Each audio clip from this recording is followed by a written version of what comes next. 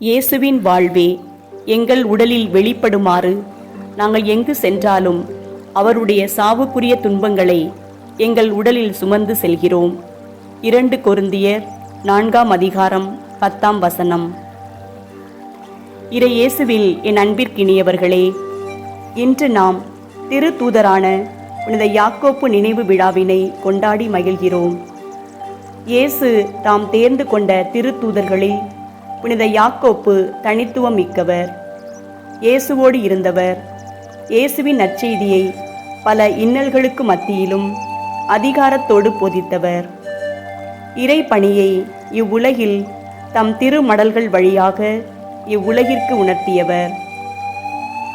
இன்றைய விவிலிய வாசகங்கள் அனைத்தும் சீடத்துவம் என்ற மகத்தான உறவை எடுத்தியம்புகிறது. நீங்கள் என்னை தேர்ந்து கொள்ளவில்லை, நான் தான் உங்களை தேர்ந்து கொண்டேன் என்ற இறை வார்த்தை நாம் அனைவரும் விரும்பி பயன்படுத்தும் ஒரு எளிய இறை வார்த்தை. இன்றைய மைய சிந்தனையாக, உங்களுள் பெரியவராக இருக்க விரும்புகிறவர் உங்கள் தொண்டராயிருக்கட்டும். உங்களுள் முதன்மையாக இருக்க விரும்புகிறவர் உங்களுக்கு பணியாளராக இருக்கட்டும். யார் தொண்டர், யார் பணியாளர்? இயேசு குடிக்கப் போகும் துன்பக் கிண்ணத்தில் யாரால் குடிக்க இயலுமோ அவர்களால் மட்டுமே இயேசுவின் உண்மையான பணியாளர்களாக, தொண்டர்களாக இருக்க முடியும் என்று இன்றைய நற்செய்தி வாசகம் எடுத்துரைக்கிறது.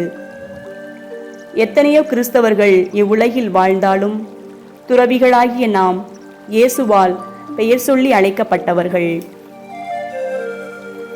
நம்மில் எத்தனை பேர் இயேசுவின் துன்பத்தில் பங்கெடுக்க தயாராக இருக்கின்றோம்? துன்பங்கள் என்பது என்ன? நமது பார்வையில் நாம் எதிர்பார்ப்பது கிடைக்காத போது, வசதி வாய்ப்புகள் இல்லாத போது, சகோதர சகோதரிகள் நம்மை புரிந்து கொள்ளாத போது, மற்றவர்கள் நம்மை அடக்கி ஆளும்போது, நோய்களை சந்திக்கும் போது. ஆனால் இயேசுவின் பார்வையில் இறை தந்தையின் விருப்பத்தை நிறைவேற்ற எதிர்பாராமல் நம் வாழ்வில் வரும் சிலுவைகளை சுமப்பதுதான் உண்மையான துன்பம் என்பதை நாம் உணர இன்று அழைக்கப்படுகிறோம். நம் நல்ல ஆயன் இயேசுவின் கையில் ஒரு சிறிய ஆட்டுக்குட்டி இருப்பது நமக்கு உணர்த்துவது உலகின் பாவங்களை போக்கும் இறைவனின் செம்மறி இயேசு கிறிஸ்து ஒருவரே என்ற மறையுண்மையைத்தான். இயேசுவின் மழலை முகத்தினை அடிக்கடி விரும்பி ரசிக்கும் நாம், இயேசுவின் முள்முடி தாங்கிய முகத்தினை நம்மால் எவ்வளவு நேரம் பார்க்க முடிகிறது? இயேசுவின் திருக்கைகளிலிருந்து பெறக்கூடிய அருள் ஆசீர்வாதங்களை முழுமையாக பெற்றுக்கொள்ளும் நாம், உரு மாறிட, உரு கொடுத்திட இயேசு நமக்கு தருகின்ற துன்ப துயரங்களை மனதார ஏற்றுக்கொள்கிறோமா?